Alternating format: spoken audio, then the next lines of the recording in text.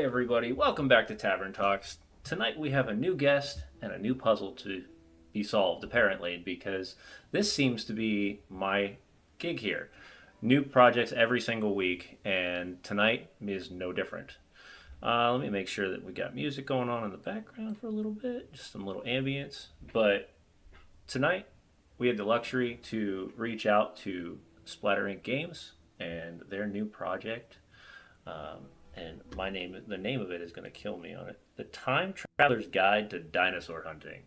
So I don't know about y'all, but I grew up with Jurassic Park, and dinosaurs were like better than action figures at times. So yeah, this definitely hit my Yeah. alley, and that's why we brought this guy over here as well, because Beaker is big into science fiction and mentioned literally yesterday. He goes, "Hey, on our drive up to Philly, do you want to listen to Jurassic Park?" And I was like, wow, this is kind of a funny coincidence because that's what we're talking about tonight.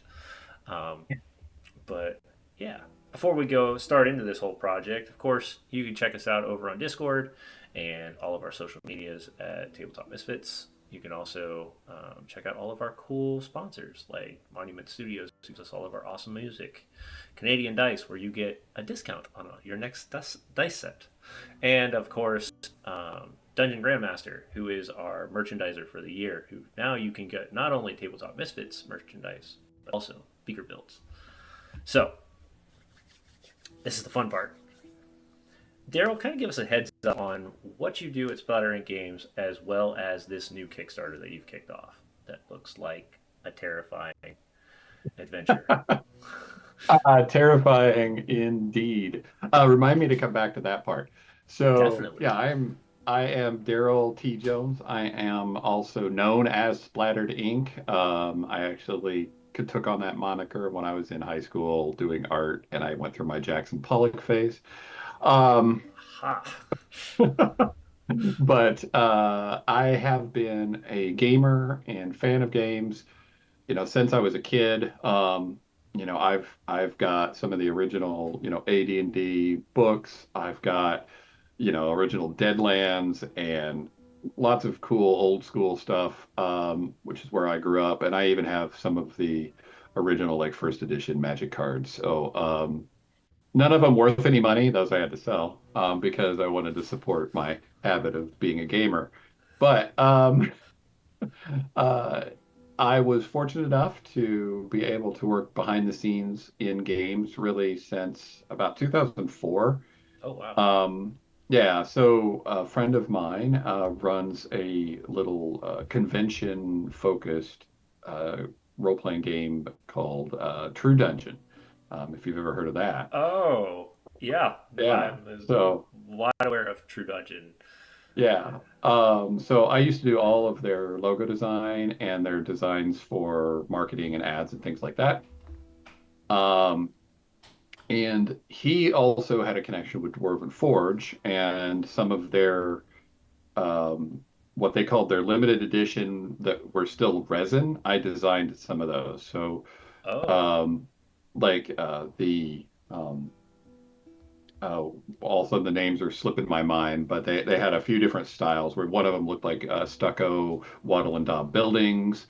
They had one that was like a Greek theme, and so I designed those sets for them, and then we sent them off to the sculptors, and they had them sculpted and cast and all that stuff.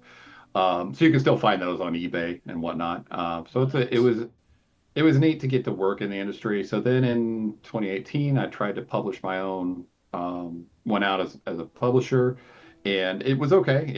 I published a game called Dauber's Quest for the Key, which was a card game, kind of a deck builder with a little bit of a dungeon crawl-ish feel to it. It was before Clank, if you're familiar with Clank, Hmm, but I've still heard of it Clank. had a different vibe, but yeah, same description. And then just sort of tried to see what it was like to work in the industry. And I wasn't really able to do it full time yet. I was still doing graphic design and stuff for other companies. Then in 2021, we published Seeds of Decay, which is my first book. I had the help of Hit Point Press, and I've been full time doing this since then. Awesome. Um, but yeah, I'm an artist, designer, writer. I'm kind of the whole thing.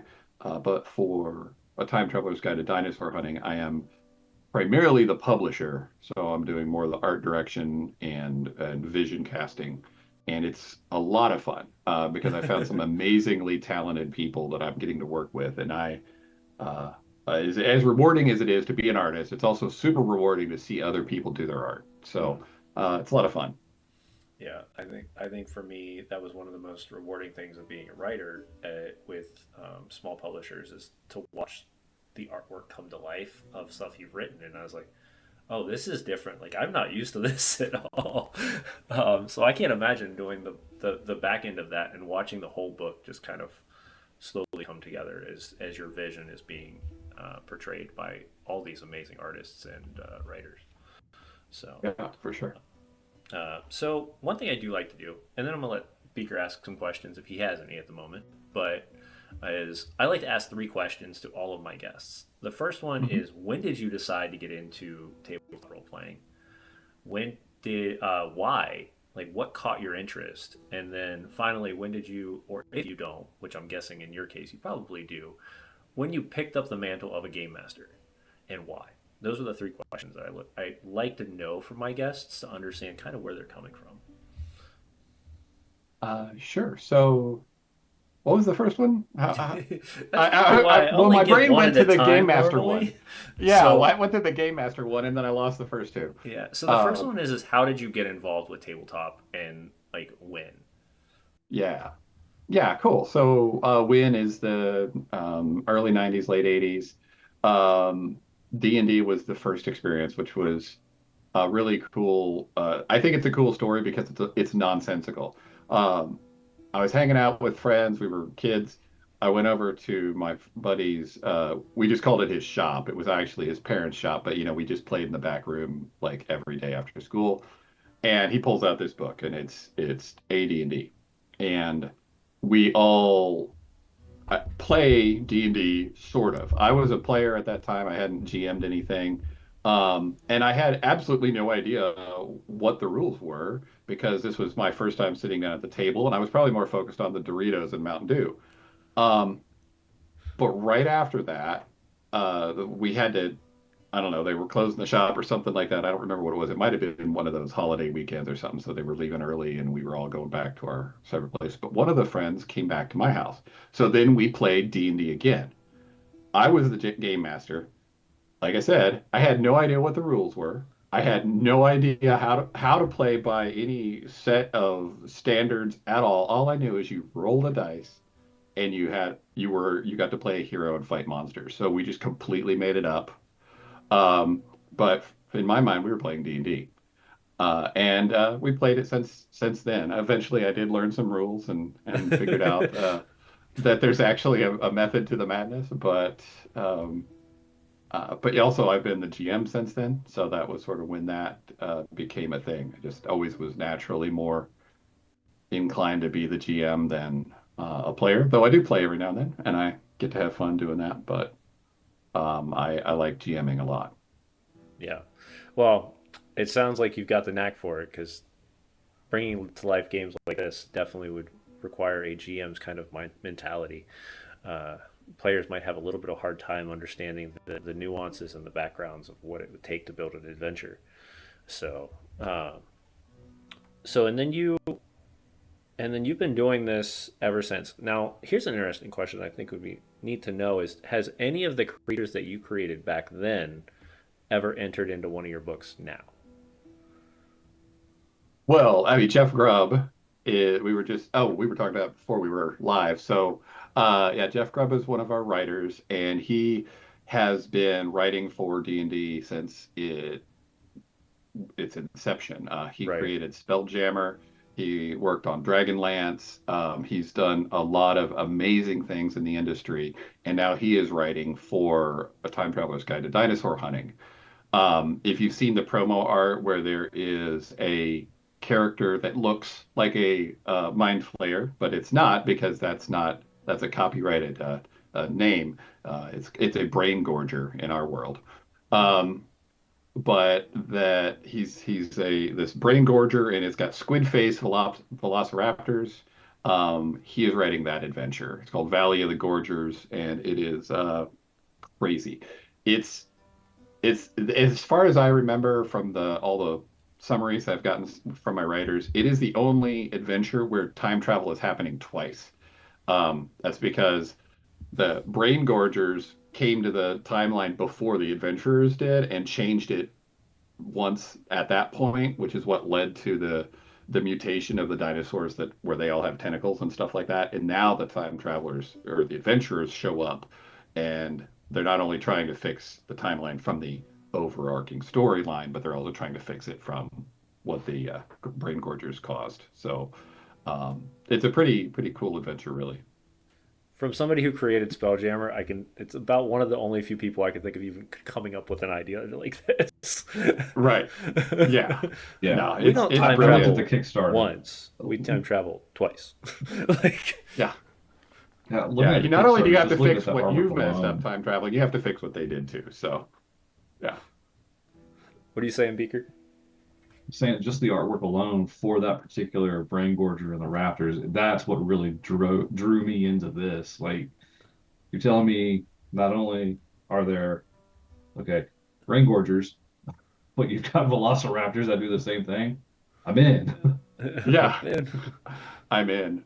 Um, yeah, it's pretty neat too because there's so many different reactions to the art, and there is a distinct line between the people that see the dinosaurs who aren't really into role-playing games, but this is sort of drawing them a little, which is really fun.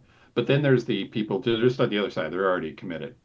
Um, and the brain gorgers and velociraptors and the Giga Rex, which is the cybernetic T-Rex that's at the top of the page with the preview of everything. Hmm. Those two gravitate to the gamers, and then kind of everything else gravitates to the everybody else. Um, but it's real fun, and yeah, like my kids are getting tired of me too because I keep showing them art. I'm like, do you realize I get to do this for a living? Like, this is what I'm doing now. I'm telling people I need a dinosaur wearing armor. Can you draw that for me? Yeah. So, That's what I'm doing this year. This year I'm yeah, stating, so I need this dinosaur and I need it to take the effects of the brain gorger and I need to make that look as terrifying as possible. Like, yeah. excuse me? Or what is this Uh, thing? Like the chickerick? Like the Chickerick, yeah. that thing's That's just one terrifying. of mine. Yeah, he's basically kind of an ice yeti with a few other Yeah. primitive or prehistoric kind of twists. Oh, okay. Um, Yeah. um, but he's Uh, good. The Dreadnoughtus, those are also so that's the one I was talking about just now. The Dreadnoughtus and the Argentinosaurus are the two largest dinosaurs, and Zach from Limithron and Zach Cohen is the one who pitched that to me. He's like, I want Dreadnoughtus that are turned into siege tower like creatures, and I'm like, yes. yes, you can. I want that too. I will pay you to give me that. How do we get that? That's the question now. But that's funny that's kind of where this has started is that it went from a passion project to now you're kind of rolling back into like you were saying off stream earlier. This is your a new set of your childhood that you didn't get to experience even during childhood, and how cool to do it Yeah, at this time when you have the money and the you know that's what I tell people all the time. I'm a child at heart. I just now have the money to play like an adult and not a child, so I don't have to worry about as yeah, much. But yeah, the yeah. No, it is a lot of fun. I mean, I had a great childhood. I just gravitated towards, robots and mhm. robots in disguise specifically.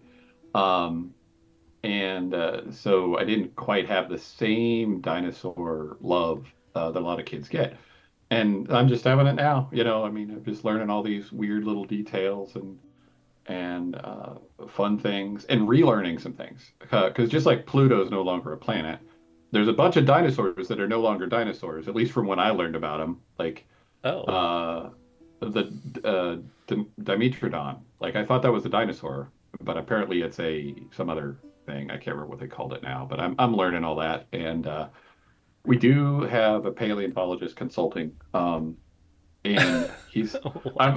I'm dead serious. Um, he's not going to be super involved, but he is going to just keep us from embarrassing ourselves, I guess is the way to put it. And which I think is good. I mean, we still want it to be fantasy and sci-fi, but we also don't want to do anything that doesn't really honor the intent of using dinosaurs as our jumping off point. You know what I mean? Yeah. No, that makes So yeah, sense. Giving the opportunity to put a shine to some of the unique features of certain dinosaurs compared to just creating something and being like, it might work, it might seem normal, but like having uh, that glimpse of reality, I guess would be the best way to put it. Like, because we all yeah, realize that dinosaurs are running around in armor and have cannons on their back, but the dinosaur still looks like the dinosaur. And right. that's Yeah. kind of the difference. Yep. Any It's a questions lot from of you, fun B? though. Yeah. So what was I guess what was that spark, that initial spark that made you want to pursue this? Like what you started your love for dinosaurs at a late time. What was Yeah. the moment you were like, what flipped the switch? Like I got to make something out of this. Um, well, there's kind of two stories that come together, and I had been working on another story that accidentally became my version of what the multiverse is for Splatterink games. Because up until I had written that, I was sort of against the whole multiverse idea because it's just it kind of devalues the stakes in a lot of stories. And I have a really hard time suspending my disbelief in it. Um, now, the Spider-Man Spider-Verse, they do a really good job because all those characters feel unique and they all feel important as individuals. But when it's just different copies of the same character running around, it just becomes so weird. Tangent. Um, so I was writing this story, and all of a sudden, like this picture of a way to jump through time that had real stakes was starting to form, and I'm like, I actually really like this, and I've got Seeds of Decay, but it's so niche, I mean, it's cute woodland forest creatures, and how do I bridge the gap into other genres as a publisher? And I thought, well, this is how I do it. So fast forward a little bit, and I was actually talking to another publisher, Loot Tavern, and we were talking about because they did Heliana's Guide to Monster Hunting. They helped with Yoko's Guide to the anyway. They all these different kind of hunting things, and I'm like, well, somebody needs to do dinosaur hunting, and because why wouldn't you want to do dinosaurs as one of those um, just groups, just umbrella of things that sounds cool and would be fun, and they basically said, well, you should do it, and um, I don't know. I didn't really take it seriously until probably a year later. And I'm like, that actually could work. So while that's not as exciting of a spark as sometimes you have, but it's just those were the two things that sort of were happening. And then it just sort of came together. Um, and I guess that maybe a third thing is I did write a small adventure where the time was disrupted and you get shunted back to dinosaurs and then you get shunted forward into a spaceship and then while when you do the dinosaurs come with you and they end up in the spaceship um, and then you end up back in your original starting place and then the person who hands you the quest was actually you at the beginning, one of those silly loop kind of things. Yeah, um, yeah. so that's when after I wrote that, then I started thinking it would work, right? So it was sort of three different ideas, but after I did that third one, that was sort of the proof of concept. I'm like, okay, dinosaurs on spaceships works. So if I can do that, I can do whatever I want, and we can really have fun. I just wanted something crazy, you know? I want GMs to go, I am really tired of the Forgotten Realms, and I need a space dinosaur right now because my players are bored. So here you go. Have one.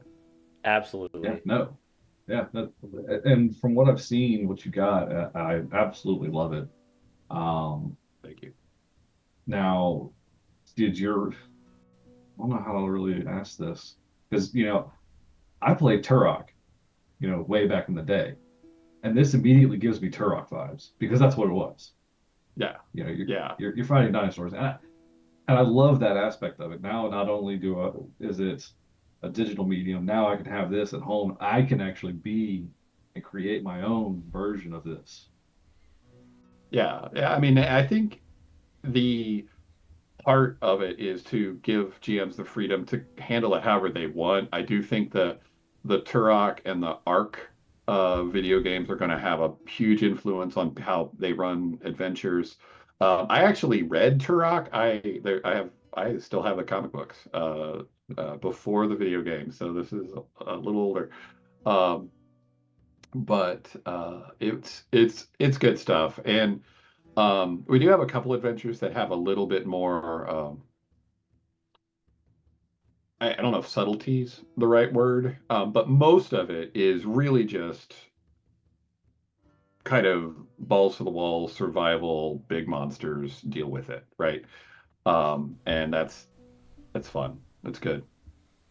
No, no, I love it. And just the few examples you've got in the bestiary or that you show off. You've got a mutated mammoth for one. You've got this um, Carnotaur that has a shard and has been powered up. I mean, it's just the fact that y'all could come up with something like that is just incredible. Yeah. Now that thing has an intelligence of 16, by the way.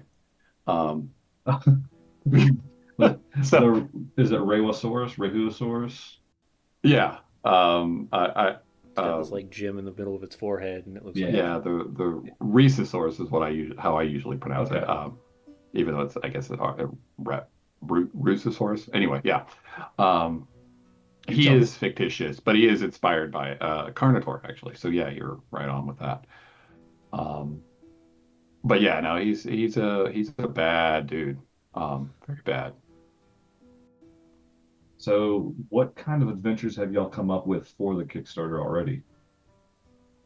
So we have 12 that are locked in.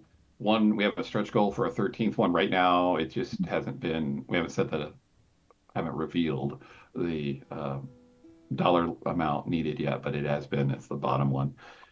Um, I will try to list them. So there is in the jungle, nobody cares if you scream. Um, There's Nameless One. Nameless One is a ice mountain horror. So it's like if you remember the movie Cliffhanger with The Thing, it's kind of like that. You still haven't learned. Um, oh, Valley of the Gorgers we already talked about. So that's with the brain gorgers and the squid-faced velociraptors. We have do Young Chang Asaurus dream of neon, not sheep. What is it? Neon Compies? compies, I think is what it was. Yeah. Is it Um, compies? yeah. That's awesome. Yeah. So it's obviously there's the Philip K. Dick reference there, but that's basically Blade Runner. But the time screwed up element of it is that the compies have evolved and they are the dominant um, level of intelligence in the world. And eventually the players have to fight the mechs that the compies are controlling. No, that's awesome. wait, what? Uh, I'm in. I'm in it, man. yeah, it's a lot of fun. What else do we have? We have one that doesn't have a name yet, which is the Rhesosaurus, which is inspired by Predator. Is the original Predator movie, except it's going to have an Asian flair because they're on a like an island, like a Japanese island style. Um, and I know there's 12, but all of a sudden my brain's, grasping for them because we're talking about so many different things. But there's a few. No. There's Hadroon, which is the one inspired by Mad Max, with Oh, the uh, Dreadnoughtus siege engine creatures. That one's got everything in it. I mean, it's got vehicles, it's got the whole 9 yards. Um, where you're, going to be hunting while riding on, some sort of a cop together like vehicle. It's got um, flintlock rifles and oh, nice. yeah. So basically, there's nothing was off the table for this one. It sounds like there's an So I adventure guess for we have, everybody. yeah, yeah. There's an underground adventure where it's like the whole civilization moved underground for uh, environmental reasons. So kind of Dinotopia where it's the lost lands, lost world kind of situation.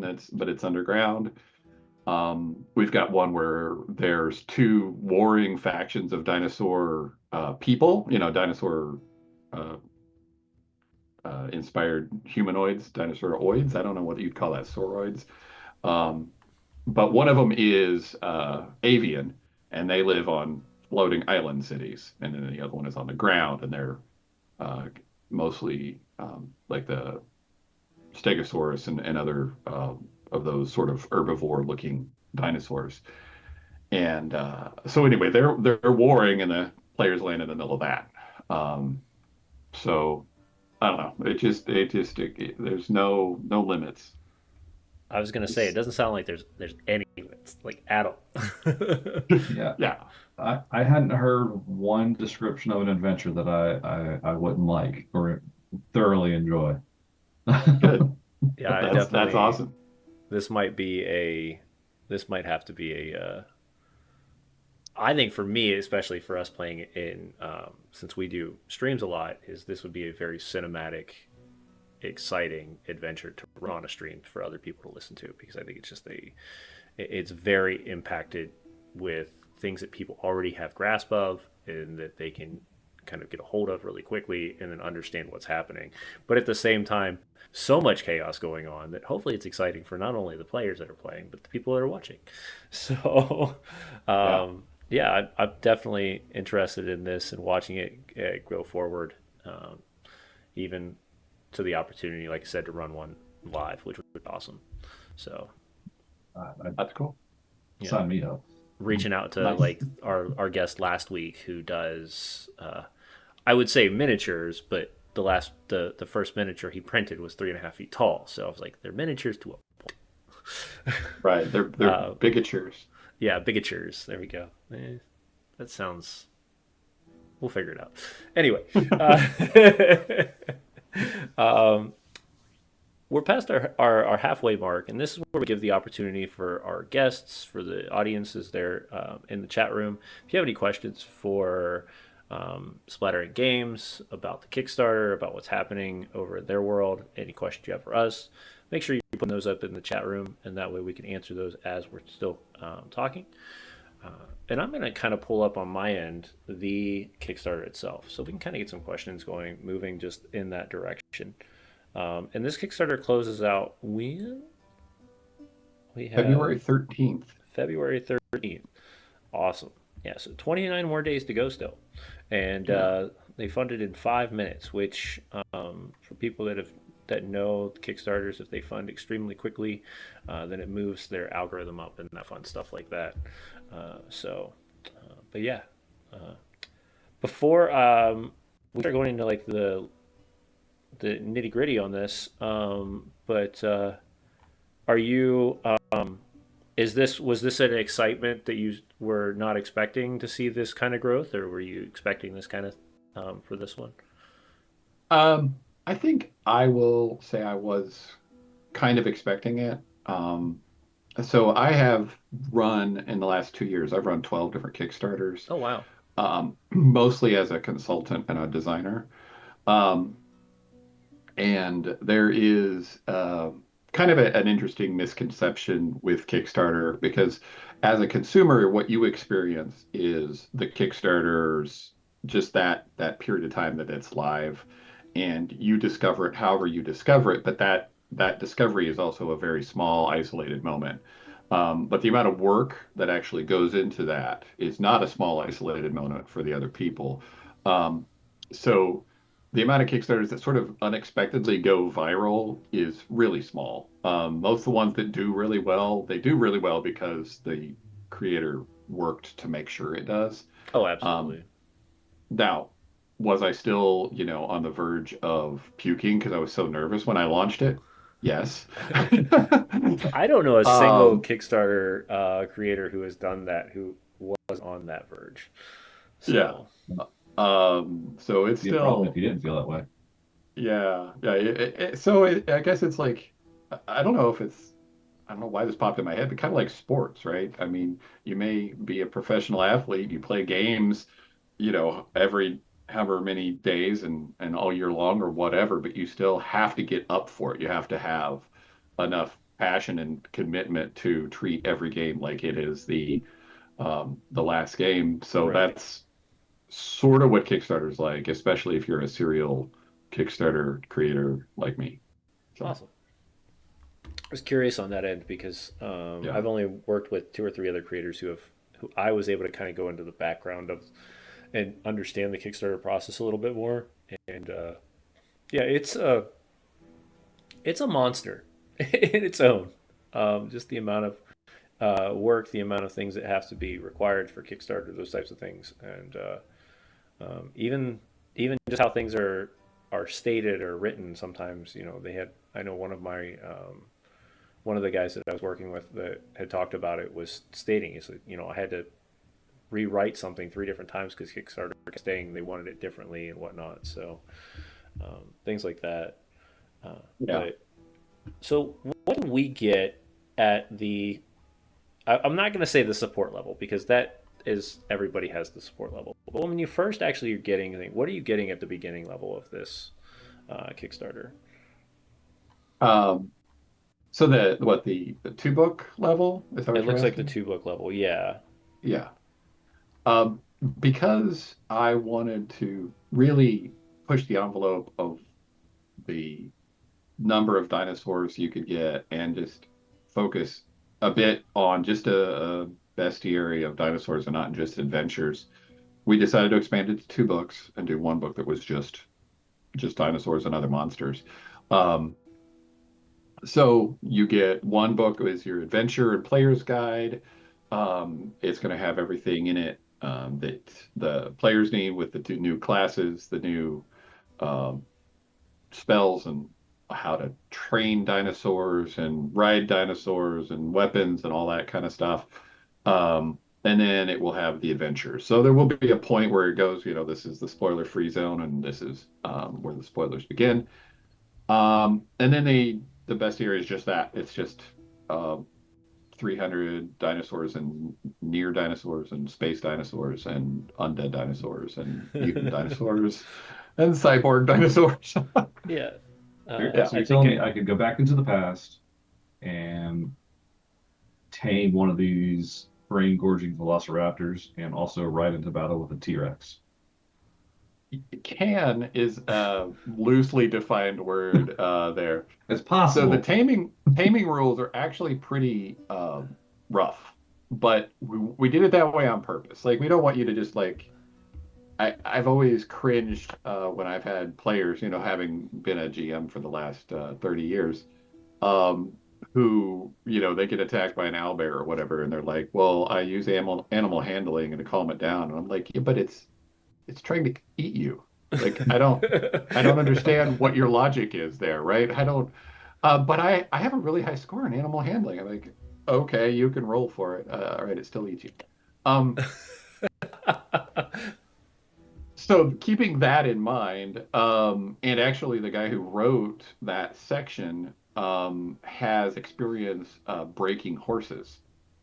So he kind of pulled that into the process. It still tried to break it down to the simplest mechanics possible. Hmm. But you start with a base of 8, and every time you succeed, no more than one time a day, then you raise or lower that number by 1. And if you get it down to 0, then the animal is tamed. Okay, so that's your 8. And that is for an animal that is a CR of 0 and a aggression of 0. So So I was going to ask about this now, aggression thing here in a second. yeah, so Yeah. now you've got a T-Rex with a CR of uh like 12 or 13. I can't remember what we decided it was. We are doing everything. The CRs are higher than all the other ones in the previously published dinosaurs, by the way. Um, and it's got an aggression of, like 4. And the aggression is set by the circumstances. Um, so it may have a base aggression of 4, but then if it's already hungry, you move it up to a 6 or whatever, right? So then you add the CR plus the aggression to that 8, and now you roll your animal handling or your dinosaur taming, um, Mm, and you try to move it down.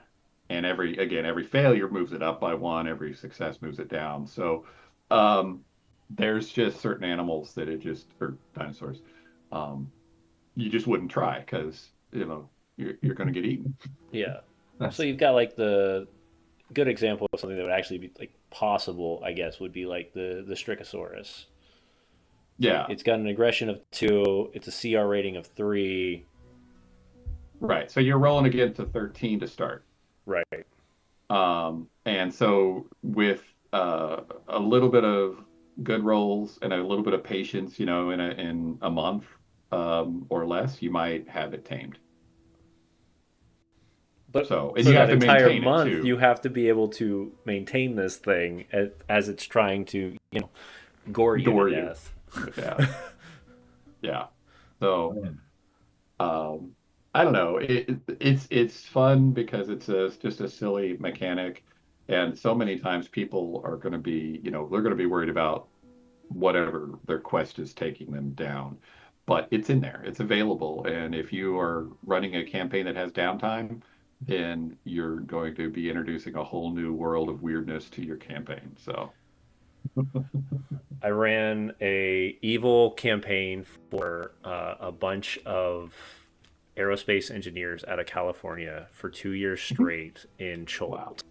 Um, nice. and at level 4, combined somehow, I made this as difficult as I could because they had to explain every little step of the process. But being engineers, it was a little easier for them apparently.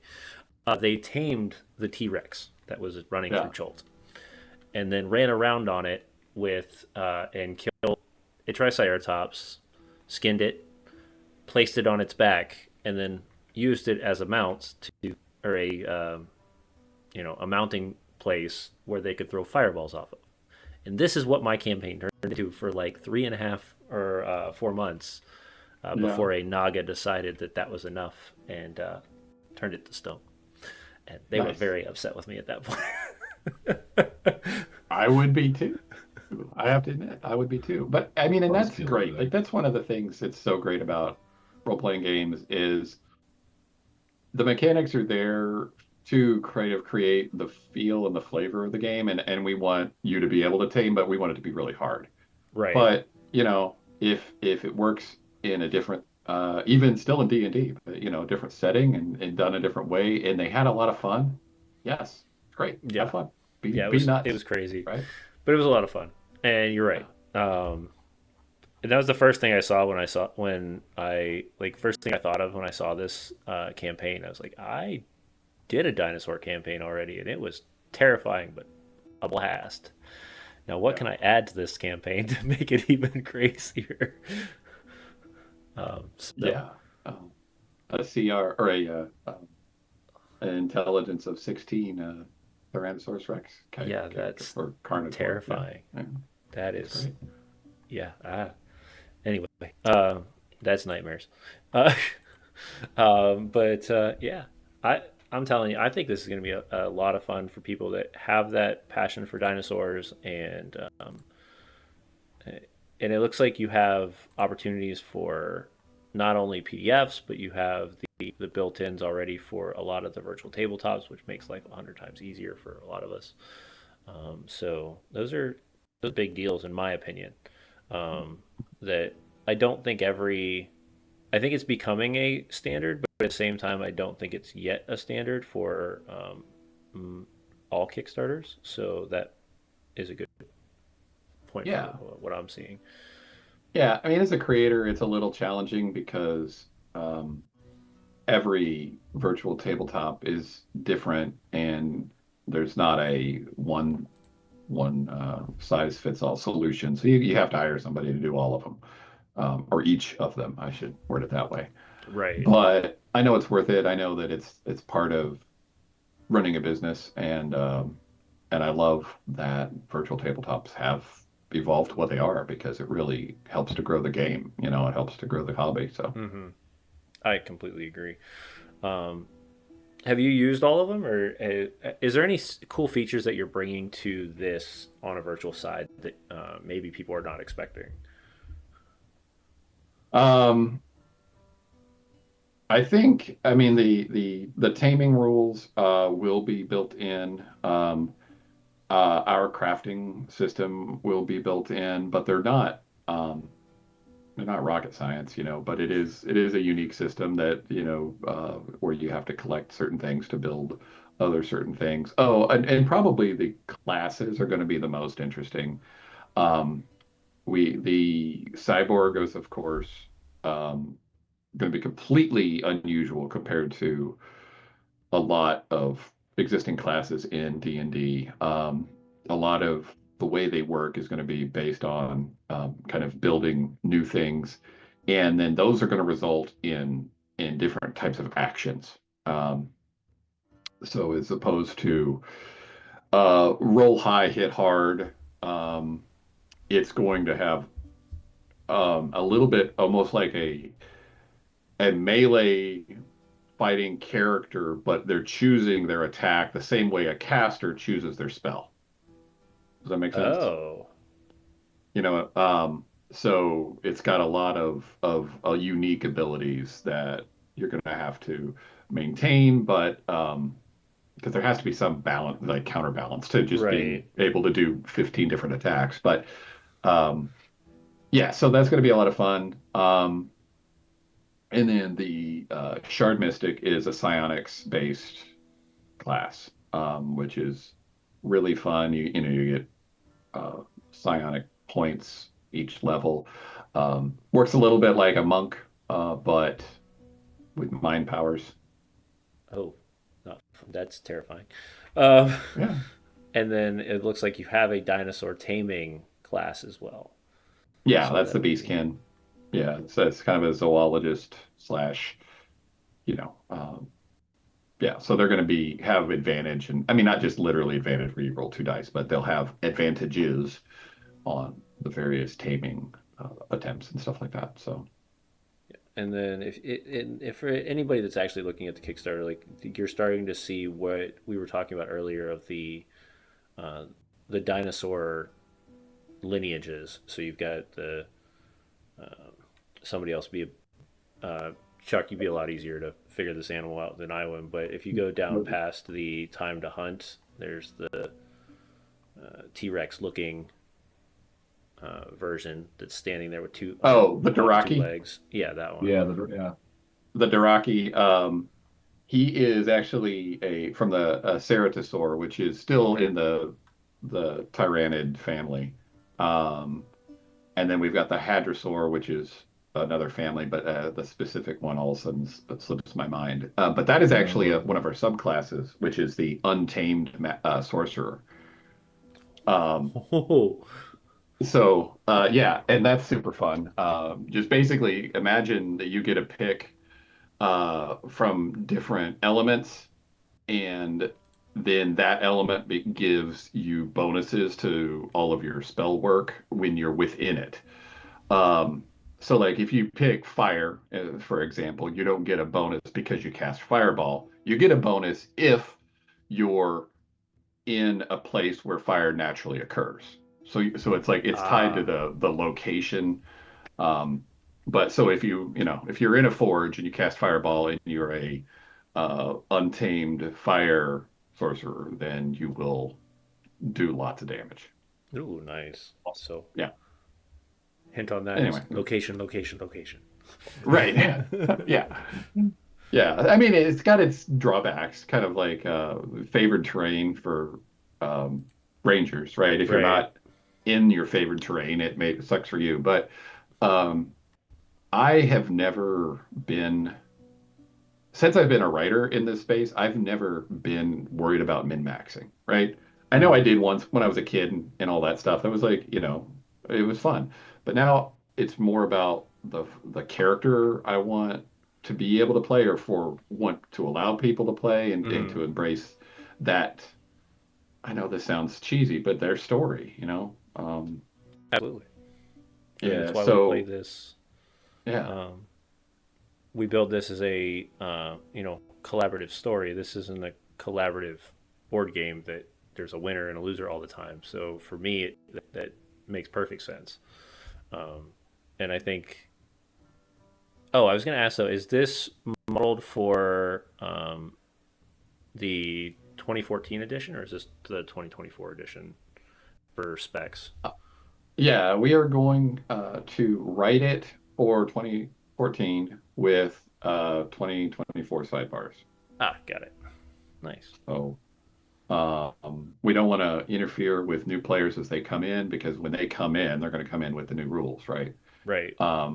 But I mean, I think a lot of the existing players still should be honored. I mean, I'm a an old school guy, so that's going to be my leaning anyway. But Right. 100%.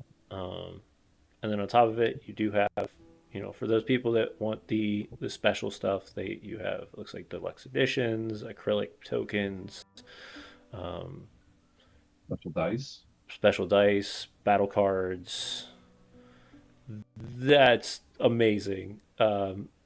I'm just scrolling through and I hit the special dice, and those are wicked. Oh they yeah, the are dice look so amazing. I yeah I fell in love immediately with the glowing magnum. I was like, yeah whoa. Um, yeah. Those are and they are so cool. Um, I will be, completely transparent. They are hard, like when you shine a UV light on them, because I have a set of them, because, to get the samples. The sheen of the stone itself actually reflects back the blue, oh wow, which makes it look kind of weird. It almost turns them purple in certain places. But if you get the light just right, where it's like in a floodlight and then shine the UV, then you get that true look like what's in the photos. Um, which is what I want to show off. But at the same time, I want to be clear that, if you've got them in your hand and you shine a light on it, it doesn't quite look that orange, you yeah. know. But it's still amazing. It's like such I a mean, even without the UV unreal light, thing. they look cool. Like, I'm sorry, that's definitely looks awesome. The primordial ooze looks great. I'm still stuck on the glowing magna dice though. Those are Yeah, cool. Um, they're very satisfying. They're heavy. I mean, I know most gemstone dice are, but they feel even heavier. I don't know what the density of the rock yeah. is. I'm sure there people geologists would know, but they're nice. Um, you've got opportunities for PDFs, hardcovers. I don't think I would definitely not go hardcover. And you're also offering that opportunity to not only get the hardcover, but you get PDF with it, which is pretty legit. Not gonna lie. Yeah, and it looks like these are all add-ons as well. So like if you just get I'll the get the basic, books and the dice, and I'm done. yeah, yeah, like, um, Yeah. Yeah, we've uh, had the add-on. That is the most added-on item so far is the dice. So oh, I bet. Like I said, those dice. As soon as uh, I just started scrolling through, and I popped, and I was excited to see those things. Encounter maps, people like the character card sheets decks, too. character sheet. Oh yeah, those character sheets look awesome. I'm just scrolling through, and everything. It looks like.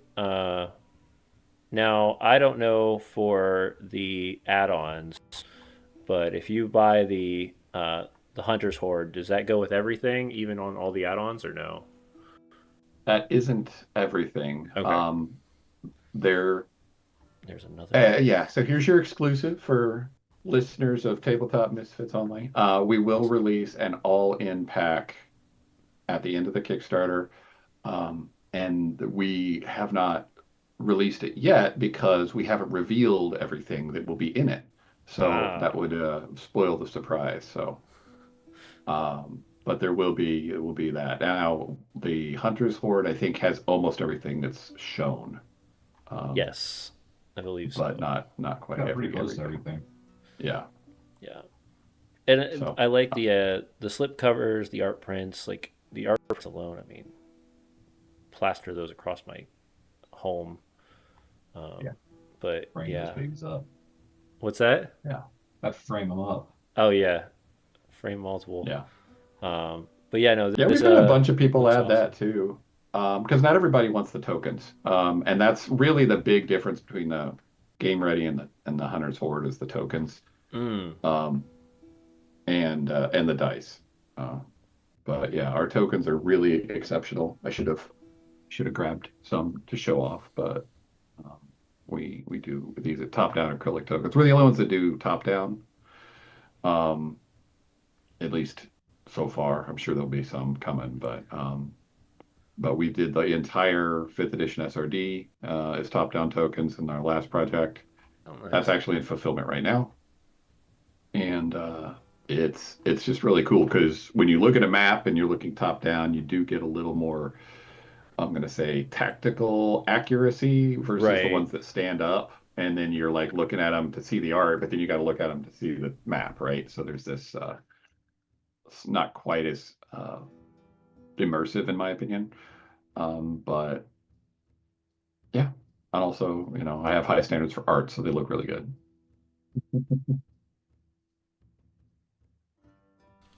Awesome. Let's see here. Any last things? Real quick, just it looks like your next big um, add-on is a PDF version of the character sheets, as well as, or not add-on, but Stretch goal. yeah. Yeah. A- And I then call that a flash stretch goal because it was actually a request and we didn't oh, have it initially built into the plans. And I knew it wouldn't be a terribly difficult thing to add. So to just consciously do so and make it a stretch goal and make that person feel good for suggesting it, it's totally worth it. But yeah, the next planned stretch goal is the one after that, which is what expands is the next one? expand your Oh dinosaur yeah, the lineage. lineages. Yeah. Um, Yeah. what for those if you're willing to at least give a sneak peek of ideas, or what types of dinosaurs are you looking to add to this All right. for our dino So we friends that are out have there? a list of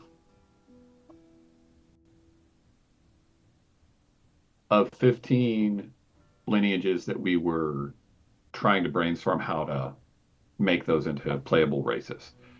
Um, and the way dinosaurs right now, what the science says, it breaks them into families. So like you've got the Tyrannids, which is where the Yatenosaurus, the Tyrannosaurus, like all those are in that. Um, And then you've got like the Hadrosaur family, which has the Paralophilus, and that's what that one is. The Yeah, the Untamed Parasaurolophus. Sorcerer. Yeah. You've got the Ceratosopians, which are like the Styracosaurus and the Tyrant. Oh my gosh, the three, Triceratops. the Triceratops. Triceratops. Thank you. Um, so those are the families. And we have started with six. We're going to add six more. Um, and because they're all tongue twisters, I'm going to stop trying to say them all.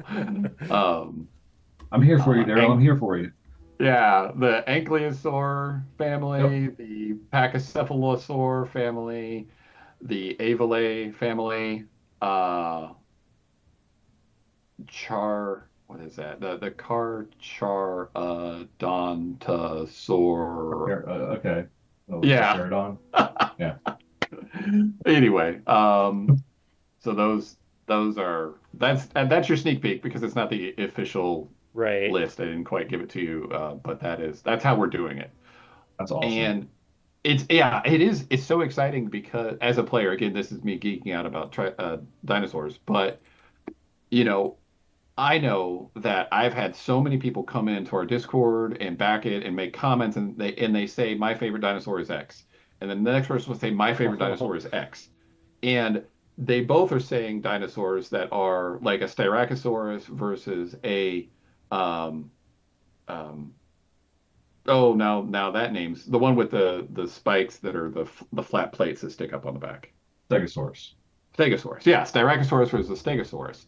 They're from the same family, and there's so many dinosaurs like that. So how do I cater to those players who want to create a character that is a Styracosaurus and one that's a Stegosaurus, right? Right. Well, you make the family the mechanic, That's awesome. but then the That's player cool. chooses the direct lineage for basically what the character looks like, Very right? cool. Um, and I Oh was man. I was excited. I was like messaging all the writers at like 1 a.m. one night. I'm like, so I just wrote this thing, and this is what you're gonna do. And yeah, so So it was like good. so to fit in that family, you could have like a what is it? I think it's a you pronounce it Huanyongsaurus, where it's a spiked up stegosaur, but there's a spike on each flank side. It's like coming out of the Oh yeah, ribs. yeah, those. Yeah. Yeah. So that's awesome. Uh, yeah. I mean, and it would probably be like specifically for that family, there would be a um a specific you would choose one, right? So it would either be you have armor plating or an attack. Um, and depending on if you are a one that has spikes versus one that has plates, right? So you would choose and when you're doing character creation. That's Um, cool. yeah, and that kind of stuff is something I really enjoy. You know, I created for Seeds of Decay, I made the Woodkin class or races, which you can basically make any forest animal you want. You have 7 character points, and then you go through and you pick traits, Hmm. and it's just they're just stuff like you can climb, or you have fur, or you're large because you're a bear. You have a bite attack. You can see in the dark, right? So you can just build your own thing. And depending on your GM, you might have to build an actual animal, or you might be able to build a squirrel with wings. You know, it just um, Right. so those sorts of mechanics get me really excited. Obviously now because you've got me like talking 100 miles an hour now. So All right. No, Well, definitely. I got one final thing. Go for it. yeah, So, or maybe one final thing. I don't know. It yeah. might lead to more. Um, you talk about a lot of land-based dinosaurs. You did mention at one point that you have in one of your campaigns the flying set, so the pteranodons. Those are technically a separate set. They're not even technically dinosaurs. Do you have any more than just what you've described as like the humanoid-like race? Well, we do have the Avale um, family, which has like the Archaeopteryx The Archaeopteryx, yeah. yeah, the Archaeopteryx in it. Um, you know, so those are going to be playable. Um, I'm talking more like the Quetzalcoatl, the pterodactyl, those kind of okay. things. Yeah, no, the Quetzalcoatl is the big bad one in that the Okay. adventure with the yeah. Um, and that's like the coolest part about that is the super spoiler, so I'm not going to say that, but it's like Hey, it's there. That's fine. I'm yeah, good. it's there. Yeah. Yeah. So That's kind of what I was getting at. It was like, yeah, yeah, the supposedly the creature that could like glide for like 30 days or something like that without landing because it was so yeah. big and so Yeah, that's I don't know, Hey, crazy. built for it had a shining moment in the last Jurassic World movie. All right. It just mounted on top of that giant aircraft and just there. Just yeah, there. Just flew just away there. after that. We also do have some water-based dinosaurs, the um, Nothosaurus, and well, of course, I mean, well, there's the Spinosaurus, which is debatable.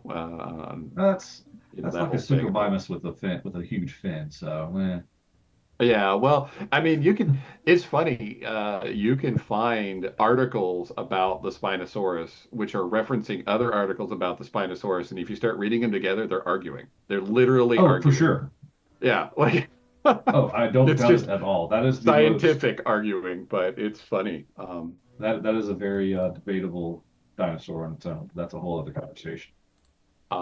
But yeah, now there is at this time not a true water-based adventure, though there's a funny amount of request for that in our Discord. But there is a water scene in one of them, so but that may be as good as it gets. But I mean, they have to build a underwater ship to get to it, so it's still a pretty intense part of the adventure. So It's always the water levels that get you. yeah, The It's the mechanics hardest to behind make. water combat and things like that are very difficult, and a lot of them don't make Oh, fully amount. Like you have to understand the nuances to a lot of it, because then you turn into a 3D campaign, and it gets complicated. yeah, Um, Quick shout out to all of your writing team: Jeff Grubb, Kat Kruger, Alex Kramer, Craig Sawyer, Zach Gowen, Alan Patrick, Ginny Loveday, and Ben Palmer. Um, I've talked to many of yeah, them, and they're all amazing writers. So definitely have a huge team right there. yeah, yeah. I'm really fortunate.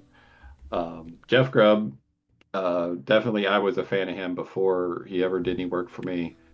Um, and it's so, I mean, just as far as anecdotal stories go, I was at Gary Con and he was standing by my booth because my booth happened to be right next to the signing table.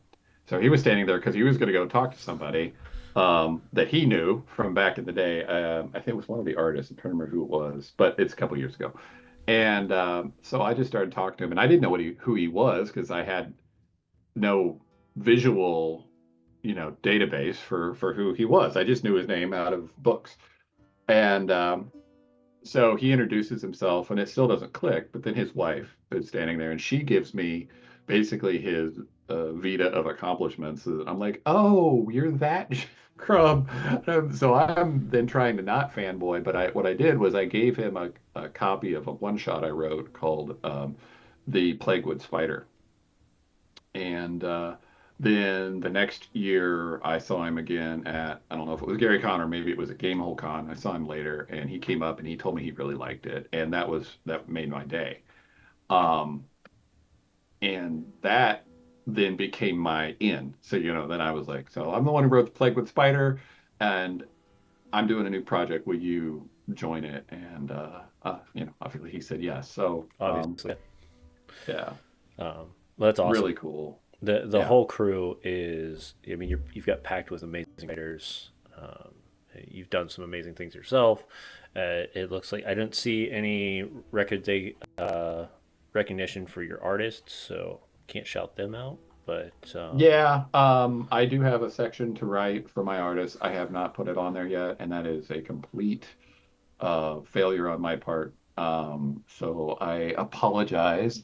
Um, but if you Google Carpet Crawler, he is the artist for the cover. okay, Marcelo is his name, but he goes by Carpet Crawler. He did the Undead Giganotosaurus.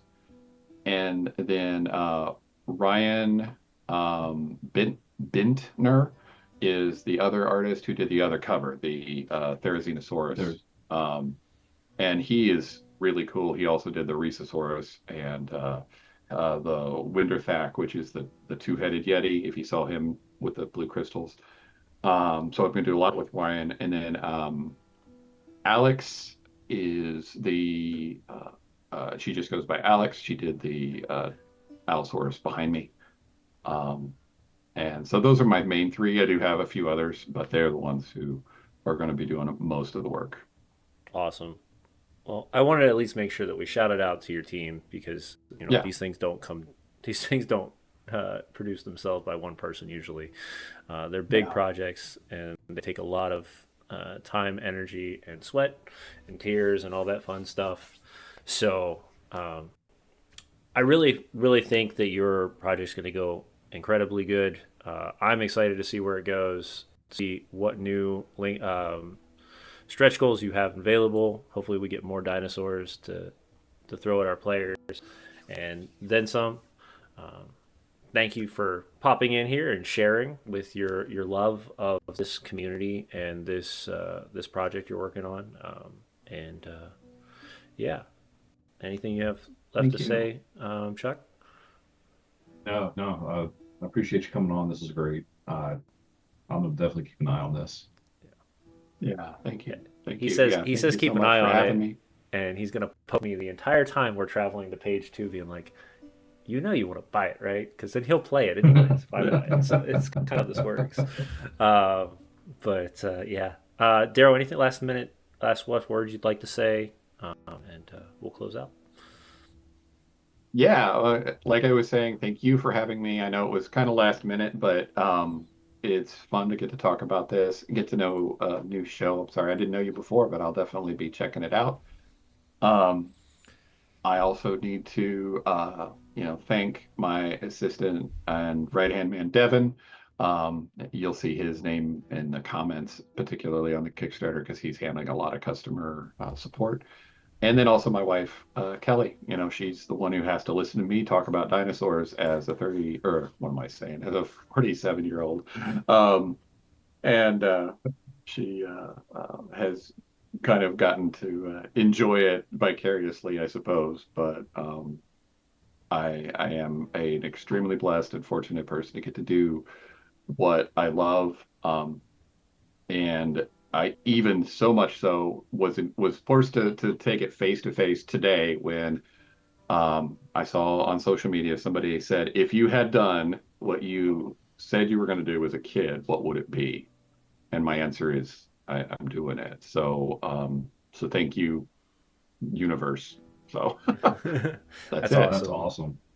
Yeah, and what a cool way to begin the year, continuing to do something that you've been wanting to do your entire life and are able to do, and still support your family. And which we know a lot of us that do these types of things, we don't always have that opportunity to make the money we need in order to support our family to do it. So, but I'm going to continue to do what I do, which is shout out people that are out there in the community doing what they do and doing it really well. And I just have the opportunity to talk to those people, which is an incredible and humbling opportunity that has come into my lap over the last couple of years. So definitely go check them out. This looks amazing. I'm literally on the fence right now to walk over right now and hit the button. I've got it up on my screen. I'm looking at what I want to do. Yeah. Do it. I might just Yeah. wait and see what the all in is before I do that, because if it is too good to be true, I'm going to hit the button. Uh, Well, you just anyways, upgrade to the all in at that point because it the could money do doesn't come that out till the end too. anyway. Yeah, I The money might. We'll doesn't see. come out till I the can end. see how much I spend at page two first, because I'm going Oh, there this yeah. weekend. So, Yeah, um, I get that. but thanks again for coming on the show. Thank you. Definitely for those that are going to watch this in the future, make sure that you go check out their Kickstarter. If their Kickstarter is over, make sure you hop over to Splatter Inc. Games, where you most likely will be able to purchase it in full. And yeah, this was awesome. Once again, thank you. This is Tavern Talks.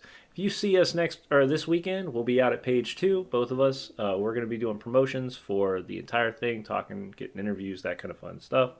And we'll be back next week for our next guest. So stay tuned, keep an eye on social media, and we'll see you guys soon. Have a good night. Yeah.